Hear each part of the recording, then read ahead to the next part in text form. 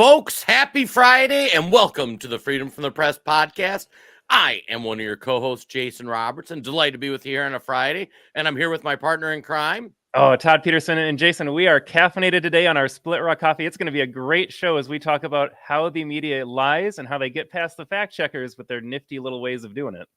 Oh my gosh, yeah, we were talking about what do we do with this week's episode, and the name of the podcast is Freedom from the Press. And I think I can hit the nail on the head with Todd, where the press is the enemy of the people. And the press tells you something, and we're going to go through a handful of examples and talk about how they spin it. And this isn't just on the left, this is on the right too, but they create this narrative. And this narrative is designed to get normal citizens, right and left, fighting against each other rather than realizing that the corporate oligarchs, the uniparty, your big corporations are controlling and are ruining things in this country because they distract us with all this nonsense and getting us fighting over stupid stuff rather than allowing us to unite as a country and actually solve some of the problems of the country. Todd, what are your thoughts on that? Yeah, the word of the day is manipulate. And we've spent an entire podcast, so we're not going to bring back clips for this show, but we talked about the Fine People hoax where Trump, right away in his term as president, came under fire at Charlottesville in response to what happened in the protests there. He said there were fine people on both sides. Edit the cut right there. And now you have CNN, the left-wing media, politicians all saying that Trump is defending, the N-word. We're going to be careful on Facebook with that. And so we had to debunk that and say, no. Here's the full Trump clip. Here's what he said. Here's the context of the statement. But by that time, the damage had been done. And then you see Joe Biden in 2020 announce his presidential run on that lie. He said, remember when this guy said there were fine people on both sides? So it doesn't go away no matter how much you combat it with the truth. And so we're going to try to get in front of another one of the biggest Trump lies today that occurred just this week down in Iowa, but really want to use it as an example to say, here's how the media takes something that is factually true. Donald Trump did say this, and here's how they spin it to get you to believe something that's not true. Yeah, and the other concept. So, one thing I'll ask everybody watching this show, we're both conservatives. We're both going to vote for President Trump, but we think that you need to have people on both sides of the aisle understand what's going on and how they're being manipulated. And I was tweeting about this earlier this week where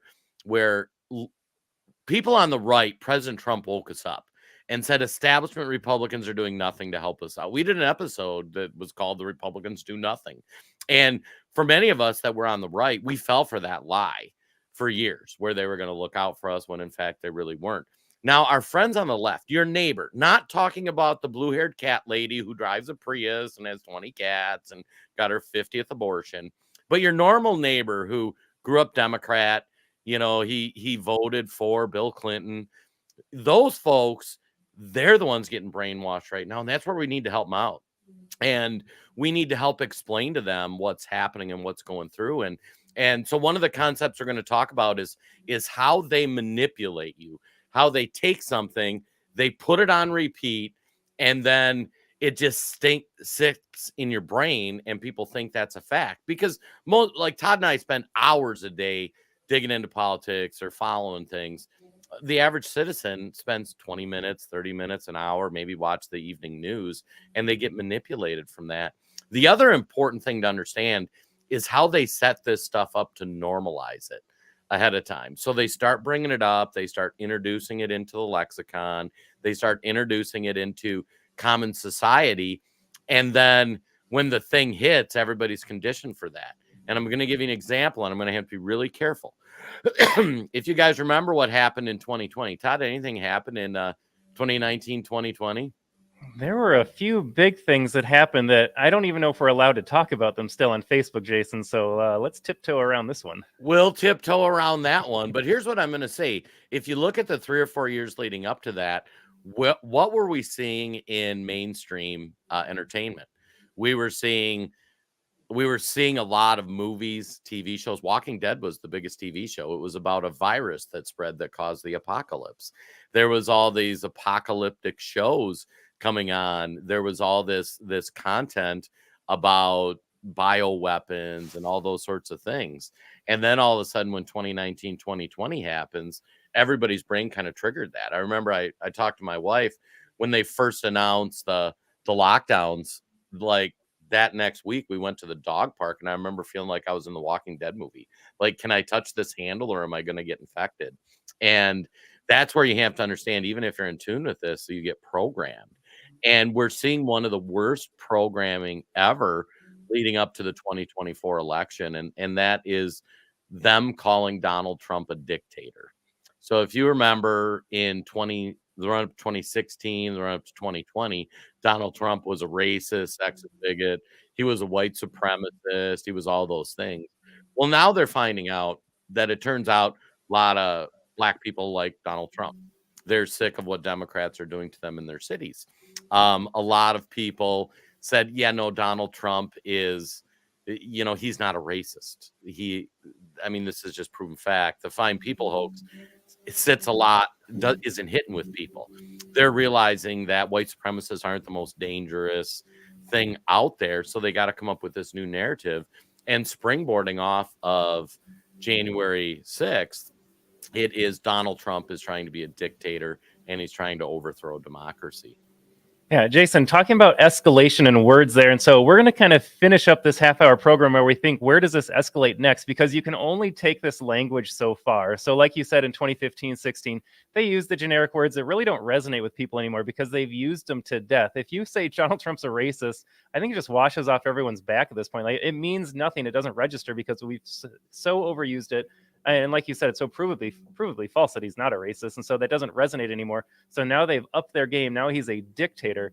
And Jason, I think an interesting thing they do with this as well is that by focusing on Trump's actions, on his collusion in 2016, on his dictatorial tendencies in 2024, that word is now attached to his name. And when we want to talk about the Biden family or another Democrat nominee and say, hold on a second, there seems to be a lot of collusion and financial investment in this other political party or this other political nominee, it doesn't impact the same way because we've already taken that word to, be focused on somebody else. So Biden collusion, it doesn't have the same ring, even though I think there's a lot more provable evidence that might be the case. And same thing with dictator too, Jason. I think we want to get into the Trump clips, but I think you could make the argument that the current president is much more dictatorial in a lot of different ways. But now that they've set the stage for Trump being the dictator, it doesn't have the same impact on folks when they hear that. Yeah, it's interesting. If you talk about what a dictator is or what sorts of things dictators would do, one, dictators are usually corrupt. They have all these shady business dealings or bribes, and dictators generally don't act in the interest of the people that are underneath them. Dictators then lie to those people and make it seem like, oh, things are great, and we're going to get into it in the second half where they release another jobs report that's complete crap. It's complete lie. But they spin it a certain way. They keep talking about how great the economy is or Bidenomics is working. And the average citizen buys groceries or goes to buy a new car and they pay their bills every month. And they're like, why do they keep telling me this is working? But this is insane. And dictators do all those things. Dictators would encourage you not to go to church, encourage bad behavior from you because it encourages compliance and reliance on the government. Dictators would target their political opponents. Can anybody say 91 indictments against the former president? He has more indictments than every single member of the House, Senate, and presidency in our lifetime, folks. Think of that. And you're saying Donald Trump is the most corrupt person ever to serve in American politics? It's ridiculous. And these are all the things that dictators would do.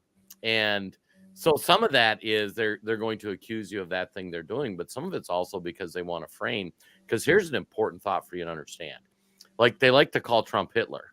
So if you put yourself back in Germany in the rise of Hitler and you knew what Hitler would become, what would you as a citizen do in order to stop that? I mean, if you were a vote counter in Germany in the election Hitler won, and you knew Hitler was going to go on to do these horrible things, and you saw a ballot and the circle wasn't all the way filled in and it was marked for Hitler, would you put that ballot in the this is good pile or would you throw it away? If you take it to the more extreme ends, how far would you go to stop Hitler? And we'll explore that more on the second half. But yeah, and actually, it's funny. The chat's already blowing up. People talking about dictators mandate issues also. Yeah, and if you ever notice, dictators love doing things like getting you all fired up about stuff that you shouldn't really worry about, right? When there's actual real problems. So, Todd, where do we take our tour of the Trump dictator stuff? Okay, let's set it up, Jason. There's a rhyme and reason to how we're going to do this. We're going to begin with an edited clip that gets the ball rolling here. We're going to see how they've twisted Trump's words. Again, this is basically Fine People Hoax Part 2. We're going to cover the mainstream media's response to said clip. And then at the very end, we're going to give you the big reveal of actually what Donald Trump said, and then break that down for you a little bit more. So, folks, there is going to be a sequence here. But Jason, let's kick it off to the edited Trump clip. And this is now why we have to spend an hour talking about why Donald Trump is a wannabe dictator. All right. We love this guy. He says, "You're not going to be a dictator, are you?" I said, no, other than day one. Okay, that was a 6-second Donald Trump clip. He said, "I'm going to be a dictator, but just on day one." And so, Jason, I saw a smile on his face. I hear some chuckles here. Felt pretty lighthearted, but the words were the words. And so let's see how the media ran with that here. We're going to start with Jimmy Kimmel. Trump had his own event last night. He had town hall on Fox News where Scammy Sosa somehow managed to swing and miss at the softest of all balls. You are promising America tonight you would never abuse power as retribution against anybody. Except for day one. Except Look, for he's going crazy. Except for day one. meaning I want to close the border, and I want to drill. that's drill, not drill. that's not that's not retribution. I'm going to be, you know, he keeps, we love this guy. He says, "You're not going to be a dictator, are you?" I said, no, other than day one. Right. He'll only be a dictator on day one, as opposed to the rest of the time where there's no tater, just dick. We'll go. All right, so great laughs from the late night show. I can't believe anyone still watches that. Let's move over to CNN. And then saying he would act like a dictator if he's reelected president just for day one, which I guess you could look at in any sinister way you wanted if it only takes a day to wipe everything out. This is what he said last night during a town hall. Went back, it was 5 minutes. Yeah. He never actually gave a real answer to the question. Believe him. How many times do we have to go through this exercise of Donald Trump says something, we don't take it seriously, and then he does the very thing he said. Sean Hannity here is trying to give him on a silver plate an opportunity to try to stop all these rumors about dictatorship. Because Hannity's question wasn't, "Are you going to?" It's like, "You're not going to," right? All he wants him to say is, he "Yes." just wants, like, give me the kiss off answer and let's move along. Yeah, and Donald Trump can't help himself because to him and to his base and to that laughing, adoring crowd, answers like that are admirable. They're funny. Okay, I'm going to bite my tongue. We have one more clip, Jason, and that was good that we had Kinzinger to talk about this. Let's hop over to MSNBC. If you thought Kinzinger was bad, wait for this one. Donald Trump reacting to reports about what a second term would look like and concerns that he would govern as an authoritarian. Donald Trump is no longer merely suggesting he'll be a dictator should he win a second term. Now, he's just coming right out and he's saying it. Watch. Other than day one, which is another way of saying, yep, it's a frightening new flashpoint in a trend that we have monitored for years, one that has accelerated at light speed this week alone. I got to say, just to jump in here, Donald Trump, I mean, yeah, actually, John had an excellent response. I'm surprised Kinzinger didn't start crying at him. I hate that guy. Like, I know Christ says I shouldn't hate anybody, but boy, he's hard not to. And all these folks, they're so stuck on this narrative that President Trump is going to be a dictator, that he's going to imprison his political opponents, that he's going to do that because they can't call him a racist again. 2016, 2020, they called him a racist. They called him misogynistic. They can't call him that again. So they're going to have to call him a dictator. You heard it, that January 6th is coming out and he tried to overthrow the government. Folks, it was a protest gone awry. There's some people that got violent with cops that deserve to be thrown in jail, but we've seen far more worse protests than that. And it's funny to tell a story on that. One of my friends on the left, we had lunch with him last week, and I was showing him some of the January 6th footage that released, because he was full on. They were overthrowing the government. That, like, up until then, and he sat there and I sent him some clips the evening before we got together, and he goes, "They have completely lied to me about January 6th. They took 40,000 hours of footage. They found 4 or 5 minutes of really bad clips, and they play it on repeat, repeat, repeat, repeat. They talk about it. They analyze it. They tell you what to think about it. Repeat, repeat, repeat. Eventually, you believe it." And I said, "Yeah, it's crazy, isn't it?" And now you're seeing these videos come out since Speaker Johnson's released them, where people are getting escorted around. But that's this dictator story. They took that January 6th thing. They saw it got traction. They saw weak-minded people fell for it. And now they're leaning into it. Todd, what are your thoughts on the clips? I mean, Jason, I always ask myself, do these people believe it? I think Kinzinger does. I think the crybaby actually believes it. He hates Donald Trump so much. He's terrified of another Trump presidency, even though it's so easy to point this out. Like, if he wanted to be a dictator, he had 4 years to do it. What do you have to show from Trump's first administration? Honestly, he didn't go far enough, in my opinion, of governing with limited government, conservative principles, shutting down a lot of things. He could have shut down a lot of the woke bureaucracies in DC. Didn't do any of that. So in terms of him saying, "I'm going to be a dictator on day one and close the border and do a couple other things," great. By all means, whatever it takes. But MSNBC and CNN really leaned into this "I'm going to be a dictator" comment. And you can see how folks gobble it up. And again, like you said with the predictive programming, Jason, earlier, they have been conditioned to just accept the latest messaging around Donald Trump. So, oh, he colluded with the Russians. Oh, he needs to be impeached now because of this phone call. Oh, he led an insurrection. You can see how the language has ramped up, and now we're at the point of dictator. And the question remains, what is worse and what is next after dictator? And that's where I'm left shaking my head, because you can't take this rhetoric much farther. Well, yeah, and if you look at, do we have that video of the one kid screaming, talking about President Trump? Oh, we do have that one too. I forgot about him. Let's throw that one up too, just to show you what you're crazy leftists. For those who don't follow any of the left. And he's a TikToker. He's a younger guy. This is not a random kid. This dude has millions of followers. It turns out we have receipts now. He's been paid by the Biden administration too. He's mega influential in this Gen Z leftist circle here. So we didn't pull a random clip. We pulled someone that a lot of young kids are watching and absorbing. So let's see how he reacted to the clip.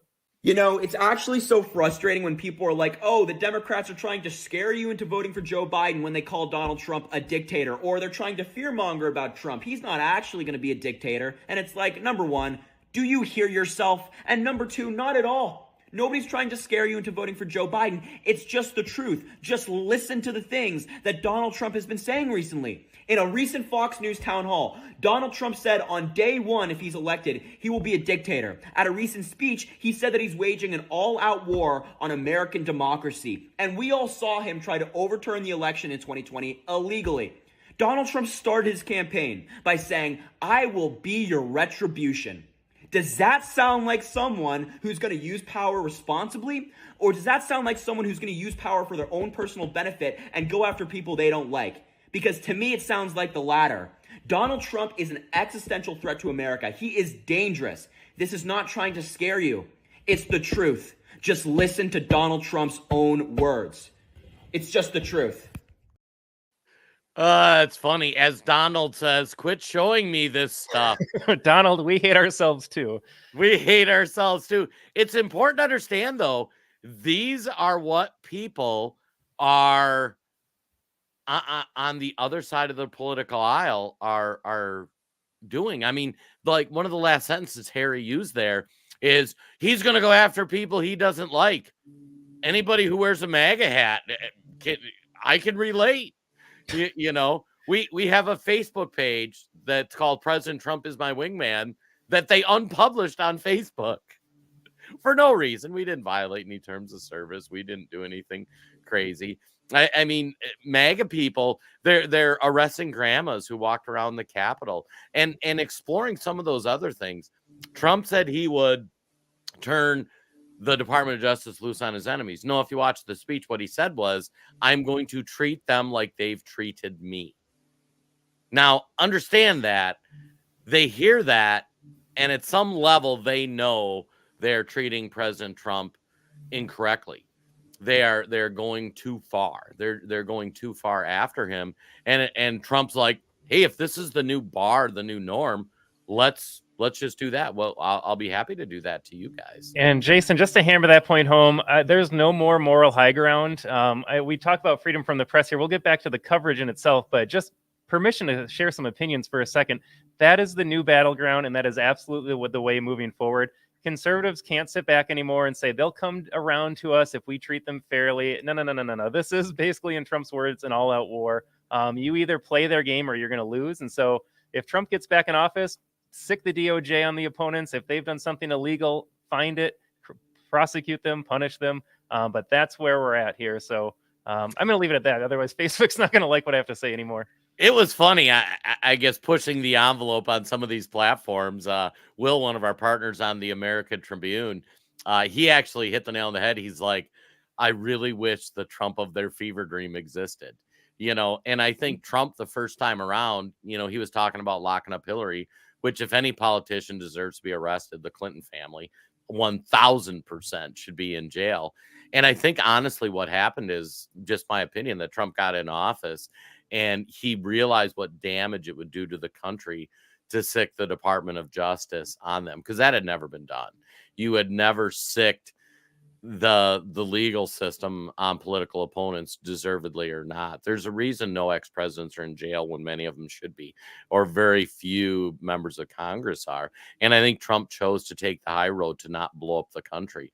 But then he was rewarded by them doing that thing to him.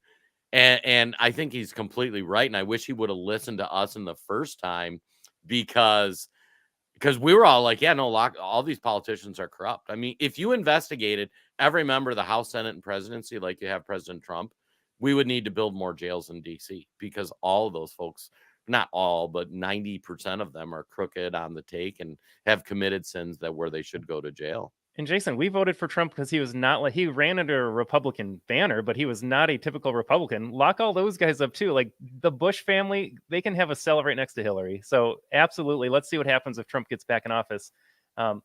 Boy, we have a lot to break down though. And again, full apologies for having you sit through Harry Sisson, MSNBC, Adam Kinzinger. But again, this is what people are consuming. This is what people are programmed to believe and accept as truth. And Jason, do you want to show the full clip now to get Trump's full remarks? We kind of got that in the Kimmel piece here, but you saw the clip that was edited. You saw how left-wing media and mainstream media reacted. And let's just watch the full Trump interview unabridged, and you can come to your own conclusions about what did Trump really mean, or what was the context of that remark. Issue, though, because the media has been focused on this and attacking you. Under no circumstances. You are promising America tonight you would never abuse power as retribution against anybody. Except for day one. Except Look, what? he's going crazy. Except for day one. Meaning? I want to close the border, and I want to drill. That's drill, not. That's drill. That's not. No, no. That's not retribution. I'm going to be. He keeps. We love this guy. He says, "You're not going to be a dictator, are you?" I said, "No. Other than day one, we're closing the border." And we're drilling. After that, I'm not a dictator. So that sounds to me like you're going back to the policies when you were president. That's all right. Exactly. Now let's put this in context. Trump laughing, clearly joking around. And Trump even said, so if you think back to that MSNBC clip, they picked the one sentence where Trump says, I'll be a dictator day one. Harry, he's a paid operative, so they told him what to say, so he said the same thing. But think of that. Todd, play that last 5-10 seconds again, where Trump clearly says, I will not be a dictator. So, Jason, we can only watch. Here we are in real time talking to each other. We can only show the whole clip. If you want to we don't need to show it. So if you watch that clip back, the last thing he says is, no, I'm not going to be a dictator. So the media could take that clip and they could put that on loop. If they were really wanting to inform the country, bring the country together, eliminate all this stuff, they could take that clip and put it on repeat. MSNBC's headline could be, President Trump clearly says he is not going to be a dictator. Day one, he's going to close the border and get more drilling going, but he clearly says he won't be a dictator. They could take that clip, they could run it on repeat for the next 90 days, and then everybody would calm the hell down and say, okay, yeah, Trump's not going to be a dictator. And even Hannity's last point in that clip as well, I wish we could replay just the segment there, but he says, so just like your previous administration, we all know Trump's administration was the furthest thing from a dictatorship. He's going to go in and he's going to do things that Americans want. Most of this country wants a closed and secure border. They want to know who's coming through. They want to process immigrants as they're crossing into the border here. They want to have cheap energy sources. That's good for national security. It's good for just meeting your paycheck needs month to month. Balancing your household budget. These are all things that regular Americans want and need. But apparently that makes you a dictator now. Right. And I got to say, shout out to the chat.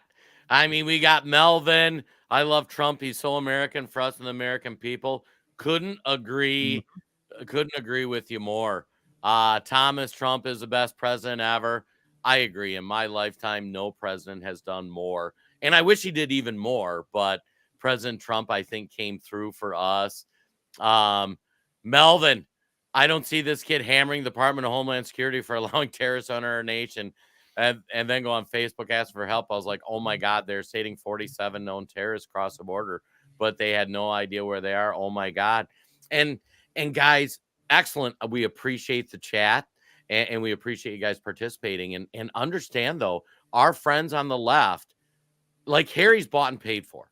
The Democrat Party, through different organizations, funnel money to him and tells him what to say, is my opinion. I don't know for sure they tell him exactly what to say, but they steer him down the path.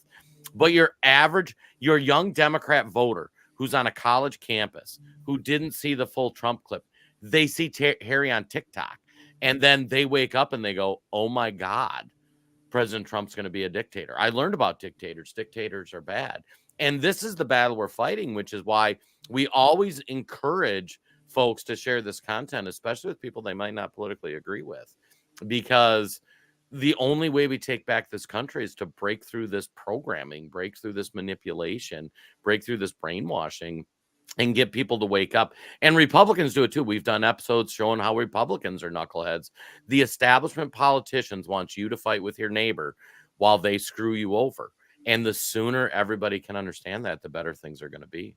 Yeah, and I think just to put a bookend on the Harry Sisson comment, this is where young people get their news. They're not watching cable television.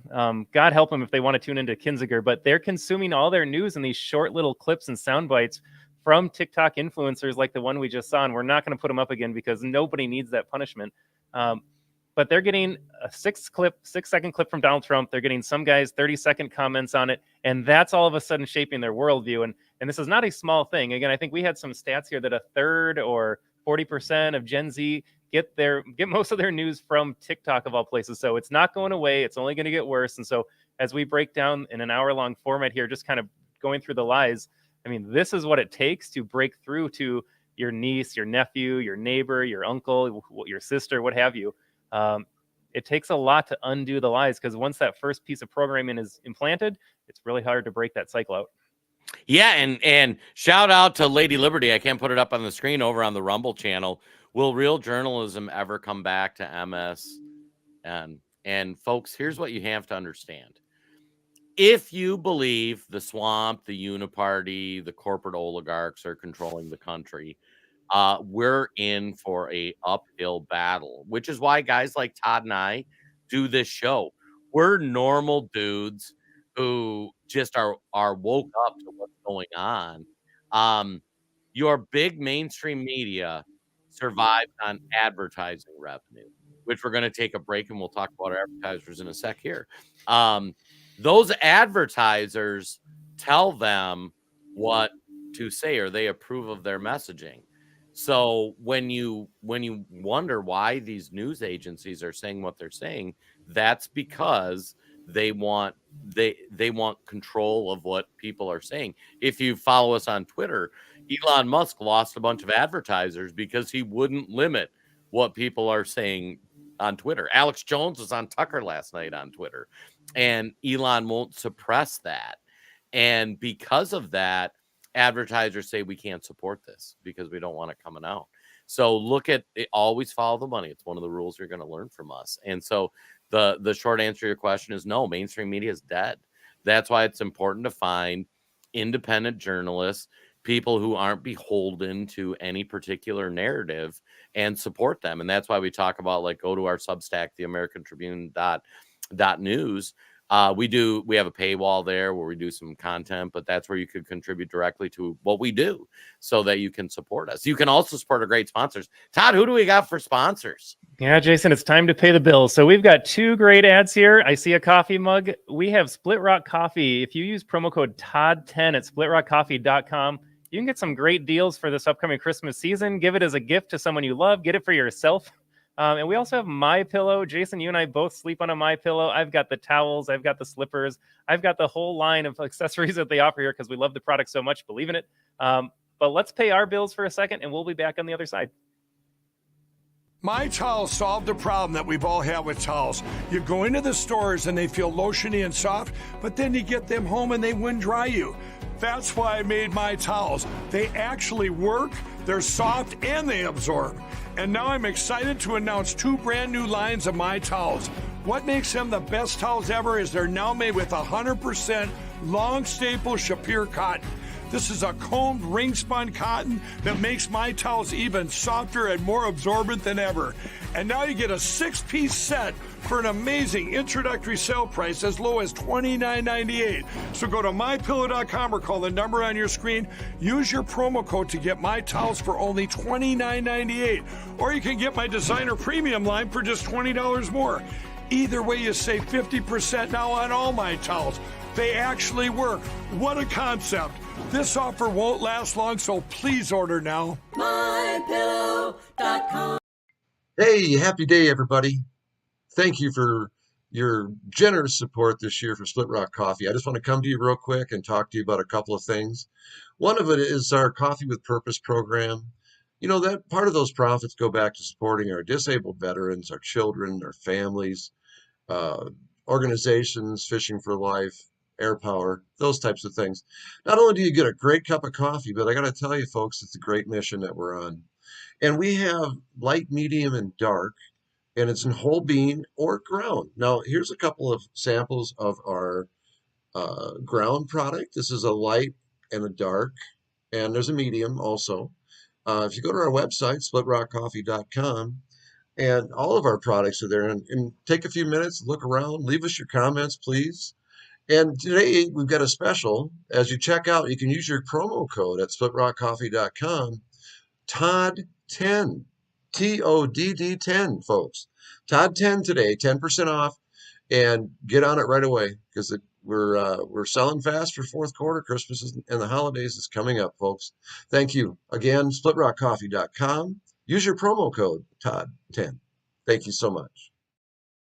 Hey, folks, welcome back. I gotta say, I just met up with the Split Rock Coffee guys again last week. Went to their office and had some pizza with them.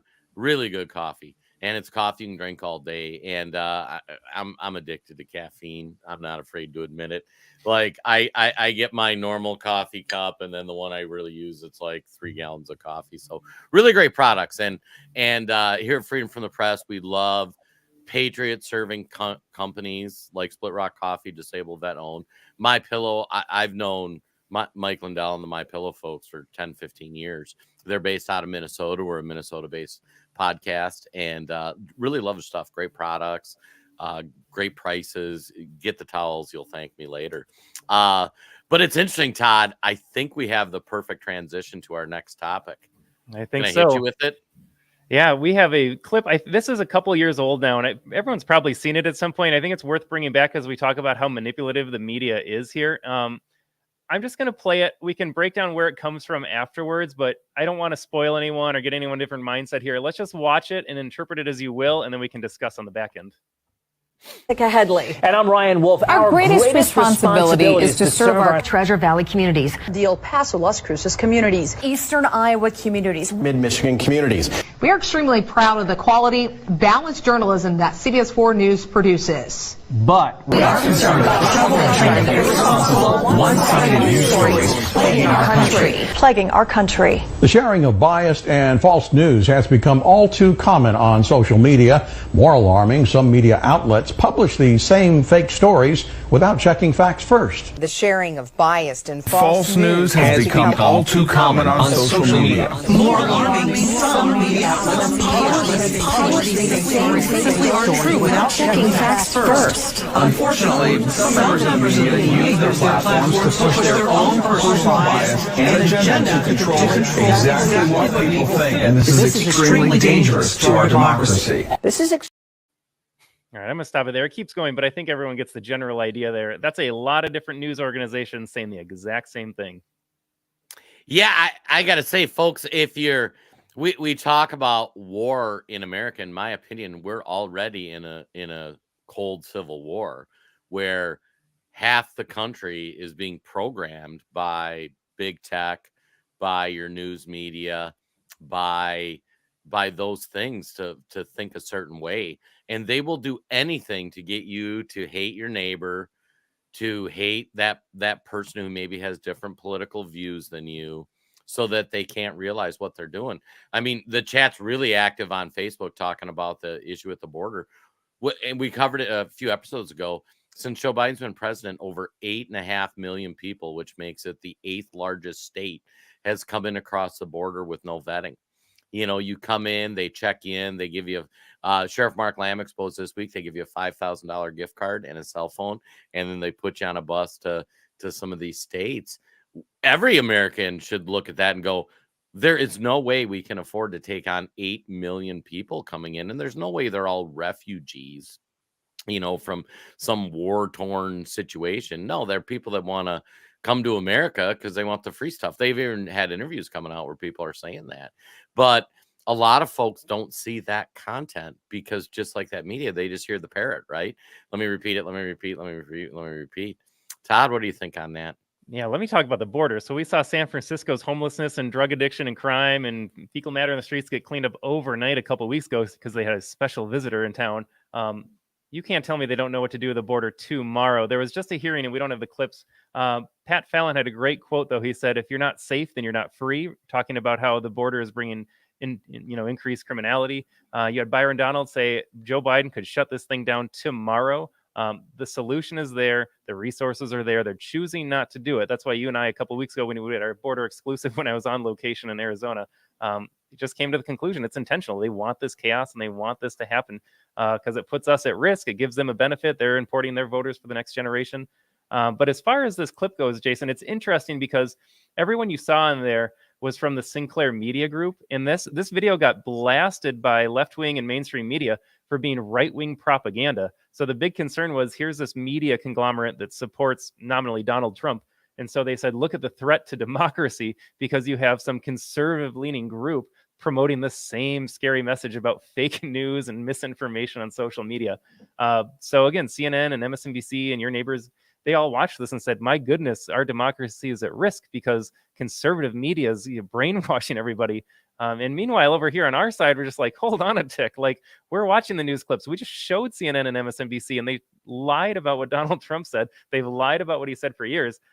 We are living in completely different worlds now where we see the same thing and come to completely different conclusions. Well, yeah. And the reason why that happens is because they take those clips, Donald Trump saying, I'll be a dictator. They could have taken the clip on the end where he says, no, I won't be a dictator. And they could put that on repeat, but they don't do that. And they're doing that to manipulate you. Now, I think the next thing we're going to go to, Todd, is talking about a tweet that you had shared. Yeah, we're going to spotlight each of our tweets here. So I'm going to set this up. This goes back to the DeSantis and Newsom debate. We showed this clip when we broke it down last week. I'm going to pop it up again one more time because it contextualizes, again, the way that the media and the media operatives, the Dem operatives, spin this here. So I'm going to show a brief clip from DeSantis Newsom, and then we'll get into the commentary from that. Great natural force. Excuse me, sir. But one of the things that I did, I was talking to a gentleman, a couple. Guys, I'm going to let the debate breathe. But it's his turn. Let's take turns. So I was talking to a fella who had made the move from California to Florida, and he was telling me that Florida is much better governed, safer, better budget, lower taxes, all this stuff. And he's really happy with the quality of life. And then he paused and he said, by the way, I'm Gavin Newsom's father-in-law. So we do count Gavin's in-laws as some of the people that have fled California and come to the state of Florida. And why are we getting people to come? We have a 50-year low in the crime rate. You don't see in the last 10 years, we've had a 45% decline in homelessness. California's had a 45% increase in homelessness. We back the blue. I was walking the All right, I'm going to pause that here just so we can get to all the stuff that we have in store for you. But let's take a look at this here. So in the clip, he continues to go on and say that we have more net migration from California to Florida than Florida to California. And he makes a point. Florida's got lower taxes. It's safer. It's just a better state to live right now. And that was factually accurate. But here is how media operatives on the left spun this one. So in response to the clip there, it says, it turns out Gavin Newsom was right. And then they here's how they kind of just help themselves and pat each other on the back and rub each other's back per PolitiFact. So you have a left-wing fact-checking outlet. Here's a left-wing guy tweeting, just helping themselves here. More Floridians have moved to California than Californians have moved to Florida. And here are the keywords that I highlighted: per capita. And so, Jason, what does per capita mean to you? Well, per capita to me means as a ratio, but yeah, go ahead and explain it. All right. So here's my tweet. This, ladies and gentlemen, is how they get away with lies. Read the second sentence. What do you see? I'll tell you what you see. The last two words, per capita. So when you have California is a much larger state.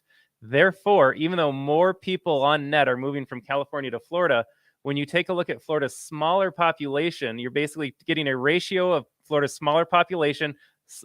Fewer people are leaving Florida, but as a ratio, that is a larger per capita migration out of Florida to California. It's an irrelevant statistic. The only thing that matters is how many people are leaving from state to state. More people left California. But here is this leftist saying that, no, I'm going to do some crazy math here. I'm going to spin it so that it works in my favor. And so I'm factually true. I'm going to avoid the fact checker. It's going to sound convincing to people because look how declarative he was. He says, Republican narrative busted. More Floridians have moved to California per capita. And so it sounds good, sounds true. Turns out it's not. It's true, but it's meaningless and actually not to the point that DeSantis was making. It's funny. This is someday I'm going to come up with a better example. But the example I always use is if you have somebody that doesn't watch football, and we're Minnesota Vikings fans, we're from Minnesota. If you say the Vikings have a perfect record in the Super Bowl, oh my gosh, they've been to the Super Bowl 4 times. They got a perfect record. You're going to hear that the Vikings are undefeated when in fact the Vikings are 0-4. So do they have a perfect record? Absolutely. Completely true statement. You can't fact check me on it. But am I lying to you? Yes, I would be lying if I said the Vikings have a perfect record in the Super Bowl, or I would be taking advantage of somebody who just isn't informed and doesn't know what's going on. All right, Jason. So that was my example here, highlighting some of our Twitter. If you want to follow me on Twitter, it's TAMTrib. There it is. So TAMTRIB. Jason, what do you got for us today in the jobs report? My favorite day of the month from you. Oh my gosh. So first Friday of the month, they talk about the jobs report. They release it now. And this is going to be breaking for everybody. So as you go through your day, and that's why I share this content with some of your friends on the left. Anybody can look at the economy and look at jobs, look at the whole economic situation and go, we are so screwed. But the Biden administration continues to tell you and put out propaganda that says, oh, Bidenomics is working great. Oh, this is awesome. So every Friday morning, they release the jobs, first Friday of the month. They release the jobs report. I take the jobs report and read it. I was COO in my last role, so I'm familiar with reading reports like this, and I break it down. And in these, I actually quote them. So when you hear the news today, Fox News is doing this too. This isn't just on the left. When they're saying, oh, the economy better than expected, the unemployment rate is lower, oh, we added all these new jobs. So I do a full breakdown on my Twitter feed, which is at JRob from MN. You can find me on Twitter. So anyways, media is going to report today, new jobs created, unemployment down, Bidenomics is working. But here's quotes from that new jobs report. Among major work groups, the unemployment rate for teenagers edged down. The jobless rates for men, women, whites, blacks, Asians, Hispanics showed no change. So when they say the unemployment rate went down, teenagers got jobs. Now, why do teenagers get jobs? Todd, when your kids are teenagers, why are they going to get a job? Well, they want a little freedom. They want a little money in their pocket there. I mean, they're not paying rent if they're living in the house, but they want to have fun. They want to go out on the weekends with their friends, maybe catch a movie, maybe buy a car, put gas in the car. And I would argue that their parents have them less money to give them. There you go. We're conservative. So we would make our kids work for it, but a lot of kids get spoiled. So yes, unemployment rate's down just in kids. How about the unemployment stats overall? They say the rate edged down to 3.7% in November, but the number of unemployed persons showed little change at 6.3 million. So 6.3 million are unemployed. Interesting. In November, the number of persons not in the labor force who currently want a job is 5.3 million, little different from the prior month. These individuals were not counted as unemployed because they were not actively looking for work in the 4 weeks preceding the survey. So what that means is that they have 6.3 million unemployed on the books. They know of another 5.3 million who have given up looking for a job. So 3.7% unemployment is really, quick math, 8.4% unemployment. Ridiculous. So then they tout 199,000 jobs. Let's call it 200,000 to talk around math, were created. Where were those jobs created? 50,000, 25% created jobs. Those jobs are unsustainable. That is taking money from citizens and expanding government. 50,000 of the 200,000 jobs were government jobs. Interestingly enough, social assistance jobs, which are also paid for by the government, these are private companies they contract to provide social assistance, was 16,000 jobs. So about 20,000, or that would be about another 10%. So you got 25% plus another 10% that were added in to the figure. So 1/3 of the jobs created were government jobs or paid for by the government. Now you break the numbers down further. 30,000 manufacturing jobs were added, but that just was because they counted the jobs for the people that returned from a strike. 17,000 jobs were added in the motion picture industry because they returned from strike. So there's 50,000 jobs. So that's another 25%. So half the jobs are government jobs, people coming back from strikes. And Jason, correct me if I'm wrong here. I'm going to read this line, though. It says employment in manufacturing rose by 28,000 in November, reflecting an increase of 30,000 in motor vehicles and parts as workers returned from a strike.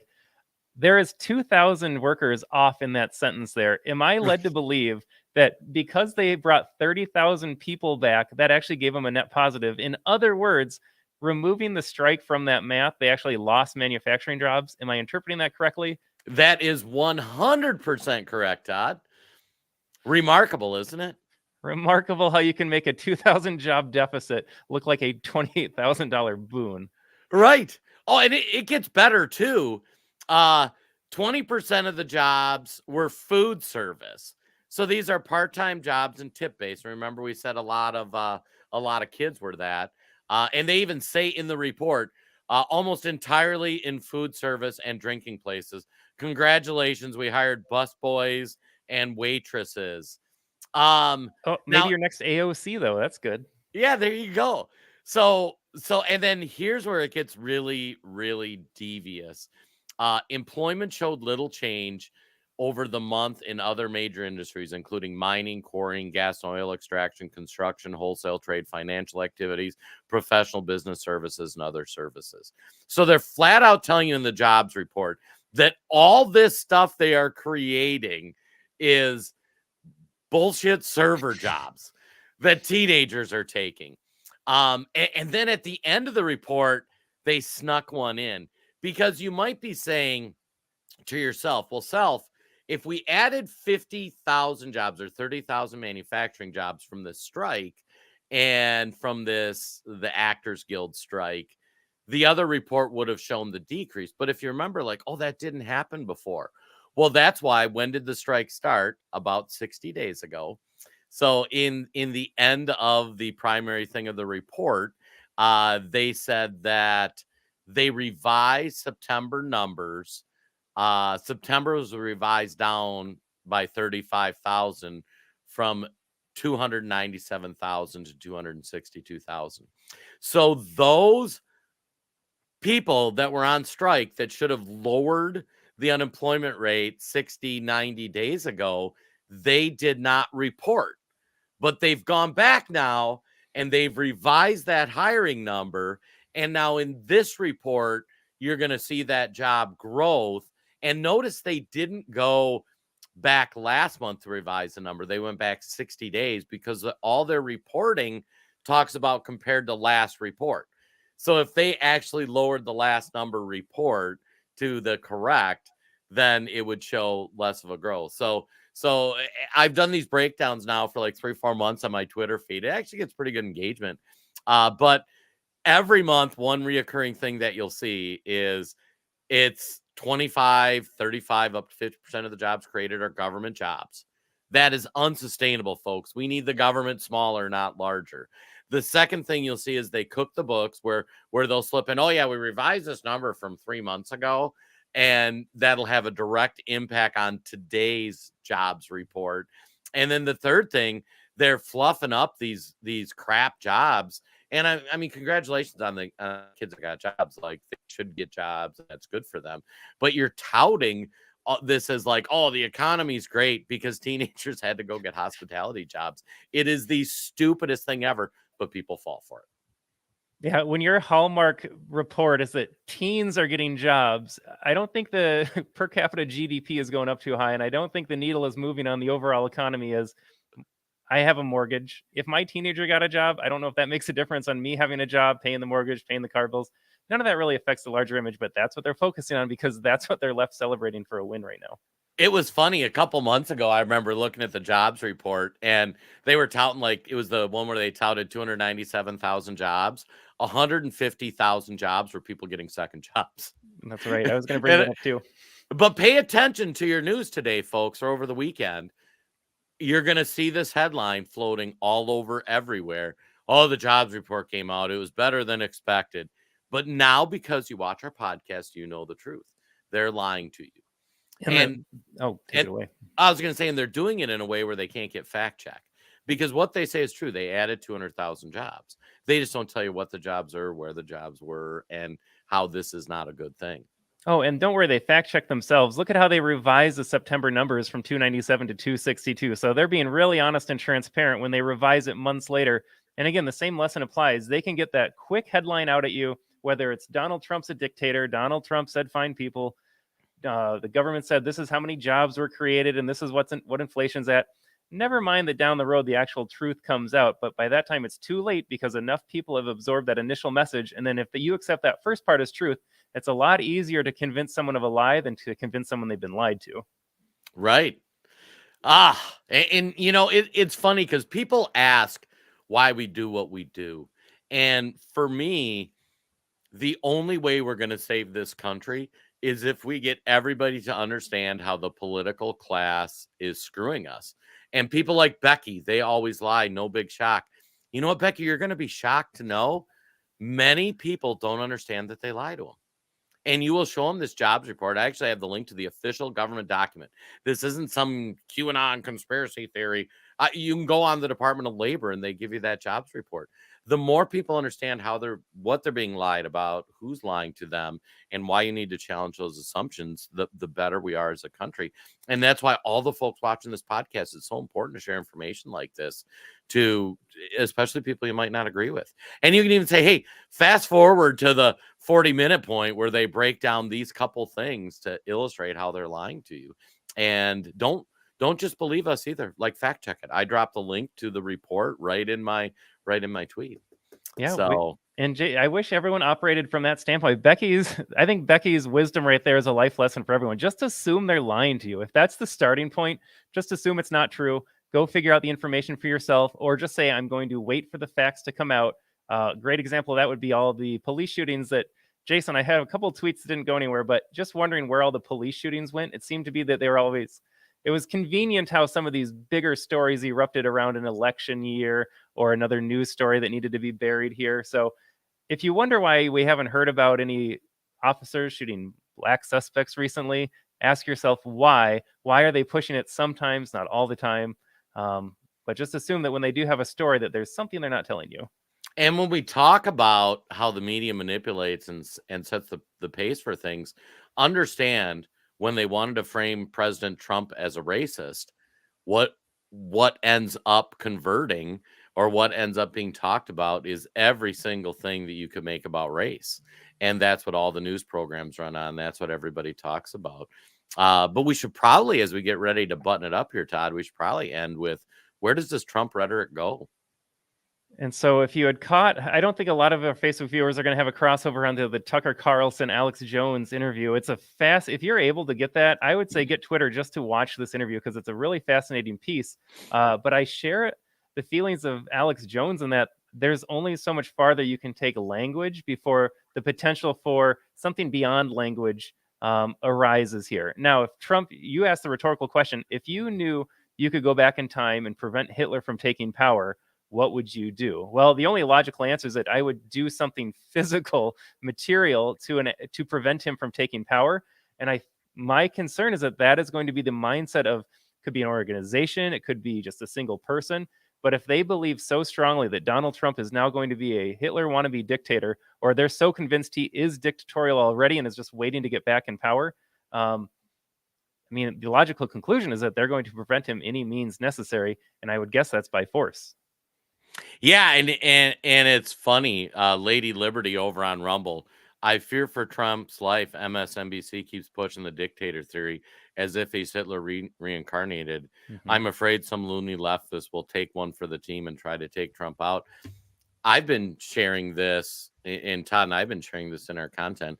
We think there's a good chance that there is not an election next year. I give it probably 10, 20% chance. Just something will happen. It'll be war. It'll be the next pandemic or global crisis.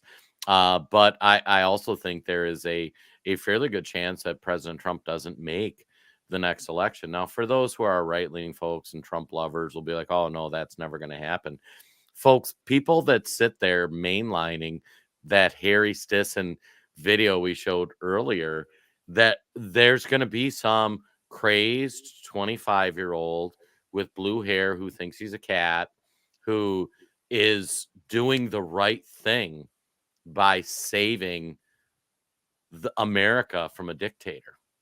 I mean, that person who plays video games and cosplays and pretends to be something that they're not, like that's their entertainment. They go into a video game and I can be any character I want. Look, I'm a barbarian. They're going to insert themselves mentally in, I am in Hitler, while they're trying to, or in Nazi Germany, they're trying to elect Hitler, and I can stop that, and I can be a hero of the realm. And that's where we try to keep things very reality-based. And I think a lot of our fellow conservatives, like, just tell us facts, tell us what it really is, don't give us a spin. But we have to understand what we're up against. And I pray I'm just being a little conspiratorial as I break out the tinfoil hat. But I think that's something to be really concerned about. And that's why when you see this MSNBC stuff, on the right, we like to kind of blow it off like, they're a bunch of idiots who believes that. Folks, half the country believes that stuff. They see it. It's on repeat. They get programmed to believe it. And it should terrify all of us.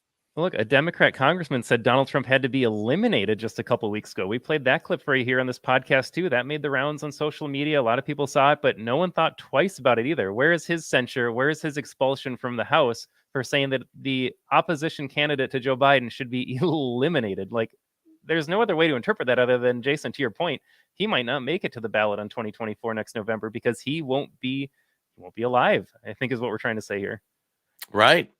And that's why it's important for us to take back the narrative in this country.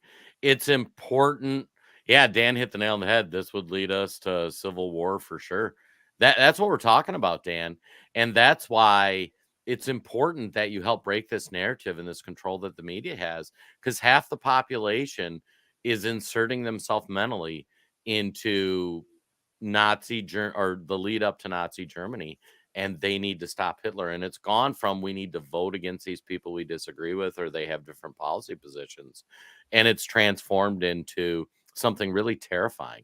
So, and if you really want to get terrified, if they think that about President Trump, what do they think about you if you're somebody wearing a MAGA hat? Well, I know you're answering that rhetorically, but we played the clips today of the comments on not just Trump's dictator on day one. It was the people cheering for him. They don't see you any differently than they do Donald Trump. You and Donald Trump, in their eyes, are the exact same person, a threat to their freedom, democracy, liberty. They've been conditioned to say all those things. They don't know what it means, but they don't see you any differently. They would just as soon as put you in a camp as they would Donald Trump. Right. And that's why we do what we do, folks. And that's why we appreciate all the folks that listen to our show. We're going to ask you to like, comment, share. You can support our work at theamericantribune.com. That's kind of our funner, a little more politically correct website. We also have theamericantribune.news.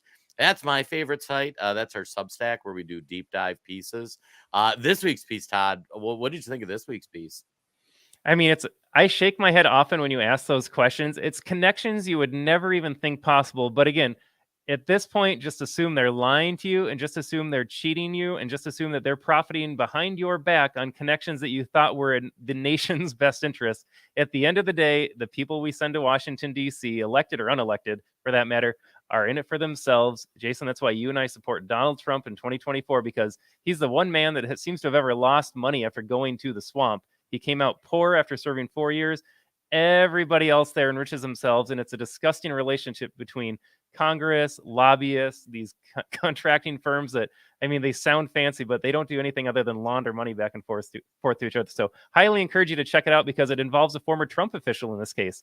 So when we talk about Trump maybe hiring some better people this go around, great example of how we thought there was someone that we liked doing the right thing, and turns out he sold out too. Yeah, it's fascinating piece, and shout out to Will for doing such a great job researching it. And it was a high-ranking military promotion that Trump made, and we're very critical of the people Trump's hired. And I don't think he knew it. If he knew then what he knows now, he would make different hiring decisions. But he exposed a lot of the financial connections, very well-sourced piece, and it just goes to show, boy, all these folks are bought and paid for. Well, on that note, folks, we're going to button it up for the week here. Thank you so much for tuning in from the Freedom from the Press podcast. We love and appreciate your support. The chat was extra busy today, so we really appreciate that. And then, I think let's be out there, share the truth, folks. Just continue sharing the truth, and I'll send it over to Todd to close us out. Yeah, I feel like we ended on a heavy note today, but look, Jason and I are optimistic about the future. That's the long term, but really short term here. We hope everyone has a great weekend. It's cloudy where we are, but it's not wintry and snowy in Minnesota, so that's a victory. It's in the 40s in December, so I'm getting outside. Hope everyone has a great weekend. We'll see you next Friday. See you next Friday.